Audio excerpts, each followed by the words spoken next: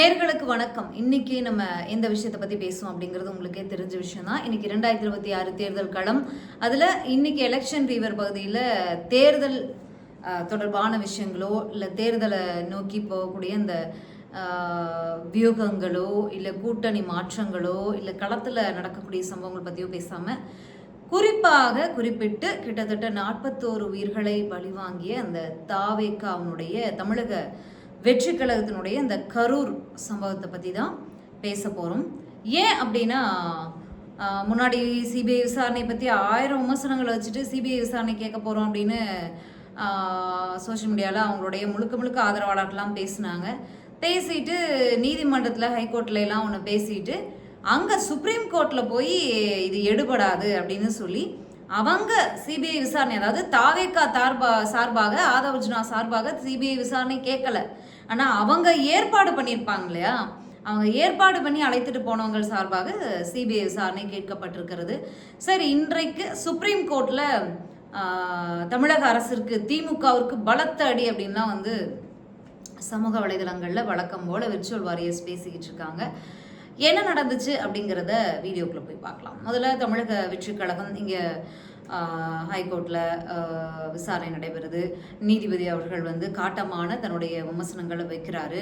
நீதிபதிகளை விமர்சிக்கக்கூடாது அப்படிங்கிறது இருக்குது, சட்டத்திலையும் இருக்குது. இருந்தாலும் பல நேரங்களில் அது விமர்சனங்களுக்கு வந்துடுது. இன்னைக்கு நம்ம யாரையும் விமர்சிக்கலை, நம்ம கட்சிகளை பற்றி தான் பேச போகிறோம். நீதிபதியை தாவேகாவினர் தான் விமர்சித்தாங்க, கண்டபடி பேசினாங்க. அதற்கு என்ன கேட்டால் அதற்கு நீதிபதி சார்பில் ஒரு வழக்கை போட்டுக்கலாம் சுப்ரீம் கோர்ட்டில். அவர் தன்னுடைய நேரத்தை வேஸ்ட் பண்ண விரும்பலை. சரி, நம்ம இந்த தாவேகாவில் வந்தோம்னா இங்கே நீதிபதி அவர்கள்கிட்ட போகும்போது இன்னைக்கு அங்கே சுப்ரீம் கோர்ட்டில் நடந்தது என்ன அப்படிங்கிறத நீங்களே பார்த்துருப்பீங்க. தமிழக அரசை நோக்கி, அதாவது இப்போது ஆளும் அரசாக இருக்கக்கூடிய திமுகவை நோக்கி பல கேள்விகளை சுப்ரீம் கோர்ட்டில் நீதிபதி அவர்கள் கேட்டிருக்காங்க. இவங்க வச்ச மாதிரியான அந்த விஷயங்கள் பொய் குற்றச்சாட்டுகள் எல்லாம் நம்பாம தாவேகா சார்பிலேருந்து அந்த கூட்டத்தில் உயிர் போன 2 நபர்கள் சார்பில் குடும்பத்தினர் சார்பாகவும் மனு போடப்பட்டிருக்கிறது. அவங்க எழுப்பக்கூடிய கேள்விகளின் அடிப்படையில் பல கேள்விகளை கடுமையாகவே அரசை நோக்கி எழுப்பியிருக்காங்க. அது உண்மைதான், அதில் மாற்று கருத்து எதுவும் இல்லை. ஆனால் தாவேகா அவங்களுடைய வழக்கின் நோக்கம் என்ன அப்படிங்கிறத முதல்ல பேசிட்டு அதுக்கப்புறம் அதுக்குள்ளே போவோம். ஆதவர்ஜுனா அவர்கள் மனு போடுறாரு. இங்கே மதுரை கிளையிலையும் சரி, ஹைகோர்ட்லேயும் சரி பல கொட்டுகளை தாவேகா வாங்குறாங்க.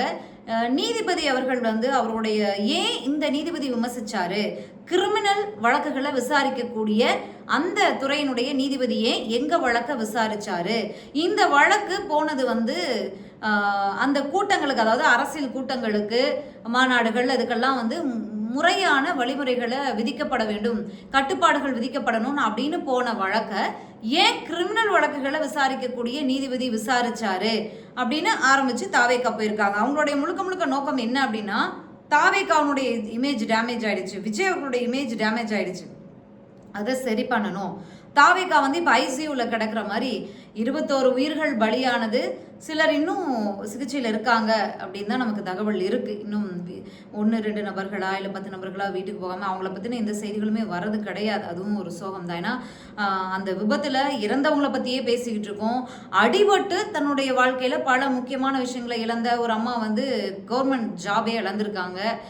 அதுபோல் ஒரு சிறுவன் முக்கெல்லாம் உடைபட்டு கை உடைஞ்சு, இந்த மாதிரி பலர் இருக்காங்க. அதை பற்றிலாம் நம்ம பேசலாம், அவங்களுக்கு முக்கியத்துவம் கொடுக்கலங்கிறதும் அடுத்து இருக்குது. ஏன் அப்படின்னா அதற்கு முன்பு நடந்த தாவேகாவுடைய நிகழ்ச்சியில் மதுரை மாநாட்டில எல்லாம் அப்படியே அந்த இளைஞர்களை தூக்கி வீசினாங்க. ஜோமேட்டோவா எத்தனையோ வழக்குகளை எத்தனையோ நீதிபதிகள் விமர்சித்து விசாரணைக்கு எடுத்திருக்காங்க, பதிவு பண்ணியிருக்காங்க. இல்லை மனித உரிமை ஆர்வலர்கள்லாம் பேசியிருக்காங்க. ஆனால் இந்த விஜய் விஷயத்தில் ஏன் யாருமே மகளிர் அமைப்புகளோ இல்லை மனித உரிமை ஆர்வலர்களோ யாருமே குரல் கொடுப்பதில்லை அப்படிங்கிறது ரொம்பவே வருத்தத்தக்க ஒரு விஷயமா தான் இருக்குது. ஏன்னா காக்கா குருவியை கூட அப்படி தூக்கி போட மனசு வராது. அப்படி இளைஞர்களை கழுத்தை பிடித்து நசுக்கி விஜய் போகிற வரைக்கும் உட்கார வைப்பதும், அவங்கள தூக்கி வீசி அடிப்பதும், இப்படியான பல சம்பவங்கள் மதுரையிலே நடந்தது. இதுக்கு எந்த ஒரு மனித உரிமை ஆர்வலராவது குரல் கொடுத்துருப்பாரா, கேள்வி கேட்டிருப்பாரா? கேட்கவே இல்லை. சரி, அதுக்கெல்லாம் பிறகு வருவோம். இந்த வழக்கில் விஜய் அங்கே போன வழக்கு என்ன, அதாவது இந்த தனி நீதிபதி அந்த அமர்வுக்கு தனி நீதிபதி விசாரிச்சிருக்கவே கூடாது அப்படின்லாம் பல கண்டனங்களை சுப்ரீம் கோர்ட் ஹைகோர்ட்டுக்கு கொடுத்துருக்கிறது. அது நமக்கு வந்து சட்டம் அந்த அளவுக்கு தெரியாதனால சட்ட வல்லுநர்கள் பேசிட்டோம், அதை நம்ம பேச வேணாம். தாவேக்காவில இருந்து போனவங்க என்ன சொல்லியிருக்காங்க அப்படின்னா, நீதிபதியுமே கேட்டிருக்காரு அதை, கிரிமினல் வழக்குகளை விசாரிக்கக்கூடிய நீதிபதி ஏன் வந்து இந்த வழக்கு விசாரிச்சார்? அதாவது ஒரு அரசியல் நிகழ்ச்சிகளுக்கு, பொதுக்கூட்டங்கள், இந்த மாதிரியான விஷயங்களுக்கு கட்டுப்பாடுகளை விதிங்கன்னு போன அந்த வழக்கை ஏன் கிரிமினல் நீதிபதி விசாரிச்சாரு அப்படின்னு கேட்கும்போது, தமிழக அரசு சார்பில் ஆஜரான வழக்கறிஞர்கள் என்ன சொல்லியிருக்காங்க அப்படின்னா, கிட்டத்தட்ட 41 உயிர்கள் அந்த சம்பவத்தில் பலியானதுனால இது கிரிமினல் கேஸாக நாங்கள் வந்து அந்த துறைக்கு வந்து நாங்கள் அந்த நீதிபதிக்கு நாங்கள் வந்து ஒதுக்கணும் அப்படின்லாம் சொல்லியிருக்காங்க. இது வந்து சுப்ரீம் கோர்ட்டுக்கும் ஹைகோர்ட்டுக்குமான சம்பவங்கள். அவங்களுடைய அந்த சட்டத்திட்டங்கள், அந்த வரைமுறைகள் அதெல்லாம் நமக்கு தெரியாது அப்படிங்கிறதுனால அதுக்குள்ளே நம்ம போகவே வேணாம். ஏன்னா போனோம் அப்படின்னா நீதிபதியை விமர்சிக்கிற மாதிரி ஆயிடும். சுப்ரீம் கோர்ட்டே கேட்டிருக்க அப்படிங்கும்போது ஹைகோர்ட் தவறு செய்திருந்தால் மன்னிப்பு கேட்பதும், இல்லையெனில் இல்லை என்ன காரணமோ அதை கொடுப்பதும் அவங்களுடைய கடமை. அடுத்ததாக தாவேகா சொல்வது என்னன்னா, விஜய் இந்த ஒரு வழக்கில் விசாரிச்சதும் தப்பு, விஜய் அவர்களை பற்றி அங்கே ஏன் விமர்சனத்தை வைக்கணும்? அந்த வழக்கு என்னவென்றால் அரசியல் கூட்டங்களுக்கு கட்டுப்பாடுகளை விதிக்கணும், விதிமுறைகளை விதிக்கணும் அப்படிங்கிறது தான் அந்த வழக்கு. அதுலேயே தானா முன் வந்து விஜய் அவர்களுக்கு தலைமை பண்பு இல்லை, அவர் ஏன் இப்படி காலதாமதமாக வந்தார், ஏன் அந்த பஸ்ஸில் வந்து அடிபட்டு விழுந்த இளைஞர்களை ஏன் ஹாஸ்பிட்டலில் போய் சேர்த்தலை, ஹிட் அண்ட் ரன் கேஸ் போடுங்க, வாகனத்தை பறிமுதல் பண்ணுங்க, இப்படிலாம் ஏன் ஆர்டர் போட்டார், ஏன் ஸ்ட்ரிக்டாக போட்டார்? கொஞ்சமாவது மனித இந்த உயிர் மேலே ஆசபாசம் இருக்கக்கூடிய, ஒரு பற்று இருக்கக்கூடிய, ஒரு மனிதத்தன்மையோட நீதிபதி வேணாங்க. ஒரு 4 பெரியவங்க ஏதோ ஒரு பிரச்சனை ஊரில் 4 பெரியவங்க உட்காந்து பேசுகிறாங்க, கண்ணால் இந்த காட்சிகளை எல்லாம் பார்க்குறாங்க. பார்த்துட்டு இந்த பர்மிஷன் கேட்ட, பாதுகாப்பு கேட்டதுக்கெல்லாம் பிறகு வரப்போகிறோம். ஏன்னா வந்து அவங்க அங்கே கொடுத்துருக்கக்கூடிய அந்த அங்கே போயிருக்கக்கூடிய 4-5 வழக்குகளில் அவங்கெல்லாம் வந்து எந்த அளவுக்கு ஃபினான்ஷியல் பின்புலம் இருக்கிறவங்க, சுப்ரீம் கோர்ட்டில் போய் தனியாக வழக்கறிஞரை போட்டு வாதாட அவங்களுக்குலாம் பணபலம் இருக்கிறதா, பின்புலம் இருக்கிறதா அப்படிங்கிறதெல்லாம் வந்து நீதிபதிகள் அங்கே கேட்க முடியாது. பார்க்கக்கூடிய, படிக்கக்கூடிய நம்மளை போன்ற எல்லாருக்கும் தெரிஞ்ச விஷயம் தானே. அப்படி இருக்கும்போது தாவேகா சிபிஐ விசாரணை கேட்கல, ஆனா மற்ற எல்லாரும் சிபிஐ விசாரணை கேட்கிறாங்க. தமிழிகா கேட்பது என்ன அப்படின்னா, தமிழக அரசு அமைத்திருக்கக்கூடிய அந்த முன்னாள் நீதிபதி தலைமையிலான அந்த விசாரணை, ஒரு நபர் அந்த விசாரணையிலையோ இல்ல நீதிமன்றம் அமைத்திருக்கக்கூடிய அந்த எஸ்ஐடி விசாரணையிலையோ எங்களுக்கு நம்பிக்கை கிடையாது. அந்த மாநில காவல்துறையும் ஆளும் கட்சி மேலேயும் நாங்கள் குற்றச்சாட்டை வைக்கும்போது அவங்க விசாரிப்பது எப்படி நியாயமாக இருக்கும்? எங்களுக்கு நியாயமான விசாரணை நடத்தப்பட வேண்டும்.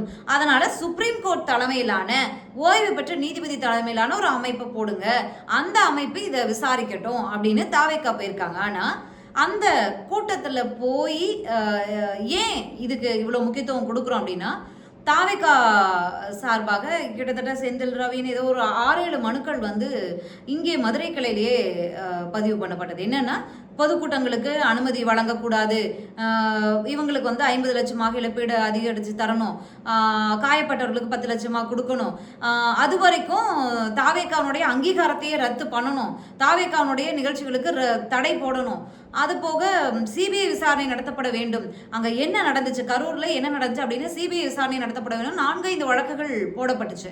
அதெல்லாம் அங்கே விசாரணைக்கு வரும்போது நீதிபதிகள் கேட்டது என்ன அப்படின்னா, நீங்கள் அந்த சம்பவத்தில் சம்மந்தப்பட்டவரா, எங்கிருந்தோ ஏன் வந்து இந்த மாதிரியான மனுக்களை போடுறீங்க அப்படின்னு கேட்டு அந்த மனுவை தள்ளுபடி பண்ணியிருக்காரு, மற்ற மனுக்களை விசாரிச்சிருக்காரு. அப்போது இதெல்லாம் ஒரு பாடம். இந்த பாடத்தை கற்றுக்கொண்டு தாவேகா என்ன பண்ணுறாங்க அப்படின்னா, சுப்ரீம் கோர்ட்டுக்கு போகும்போது அவங்க சார்பாக கேட்பது உச்சநீதிமன்ற தலைமையில் முன்னாள் நீதிபதி அமைச்சு ஒரு விசாரணை முழுமையாக நடத்தப்படணும் அப்படின்னு அவங்க வந்து கேட்குறாங்க. ஆனால் அந்த கூட்டத்தில் உயிரிழந்த ஒரு பெண்ணுடைய சகோதரி சார்பாக சுப்ரீம் கோர்ட்டில் ஒரு வழக்கறிஞரை வச்சு ஒரு வழக்கு போட்டிருக்காங்க.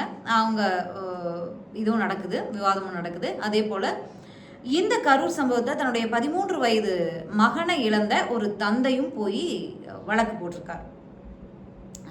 இதில் பேச நிறைய விஷயங்கள் இருக்குது, ஆனால் நேரம் கருதி ரொம்ப ஷார்ட்டாக பேச வேண்டியதாக இருக்குது. தந்தையும் வழக்கு போட்டிருக்கார், கண்ணீர் சிந்த பேசினார்.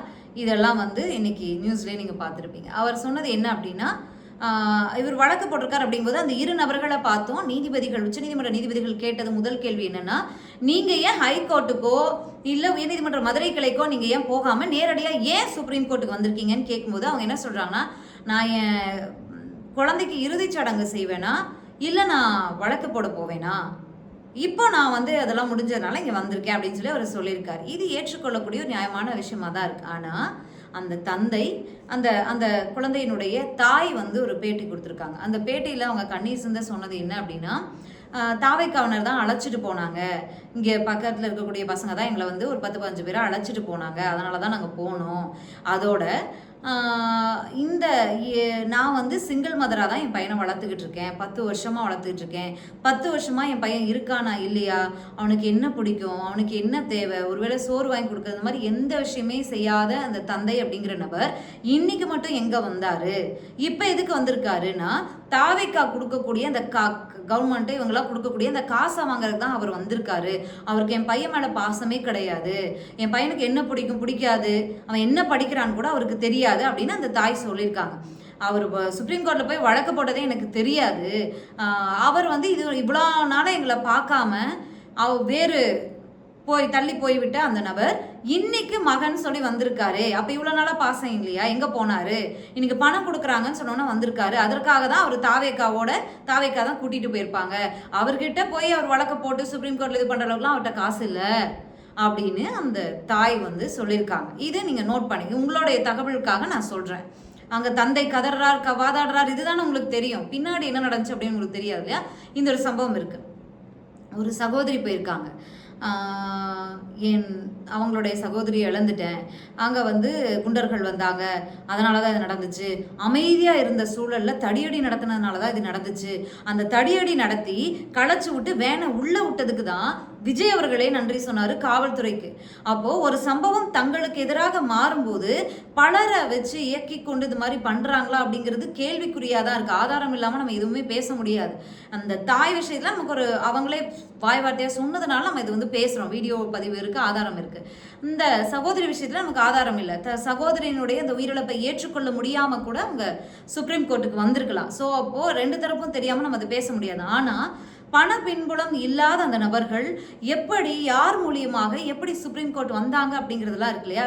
அதாவது தாவேக்கா ஏற்பாடு பண்ணி ஒரு நிகழ்ச்சியில் இப்படியான அசம்பாவிதங்கள் நடந்துருச்சு. காவல்துறை சொன்னாலும் யார் சொன்னாலும் அங்கே இருந்து அந்த சம்பவத்திற்கு பொறுப்பேற்று ஒரு தலைவனாக தன்னை பார்க்க வந்தவங்க அப்படிங்கிற ஒரு குறைந்தபட்ச ஒரு மனசாட்சியோடு அந்த நபர் நடந்திருக்க வேண்டும். சரி, இப்படியே சொன்னா கூட காவல்துறை என்ன அரெஸ்ட் இன்னைக்கு சொன்னார்ல வீடியோ போட்டு, காவல்துறை நடவடிக்கை எடுக்கணும்னா என் மேலே என்ன நடவடிக்கை வேணா எடுத்துக்கோங்க, நான் வீட்டில் இருப்பேன், ஆஃபீஸில் இருப்பேன் அப்படின்னு சொல்ல தெரிஞ்சதுல ஏன் அன்னைக்கு சொல்ல தெரியலையா விஜய் அவர்களுக்கு?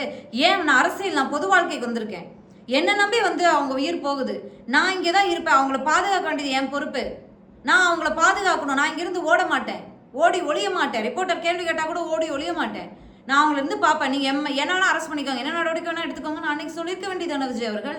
ஏன் சொல்லலை அன்னைக்கு? சரி, ஓகே, அன்னைக்கு காவல்துறையினர் வந்து உங்களை வந்து விஜய் அவர்கள் மீது பொய் பிரச்சாரம் பரப்பப்படுகிறது, விஜய்க்கு தலைமை பண்பு இல்லை, ஓடி போயிட்டார்னு அரசு வழக்கறிஞர் வாதத்தை அங்கே வச்சாங்க அப்படின்லாம் பேசுகிறீங்களே.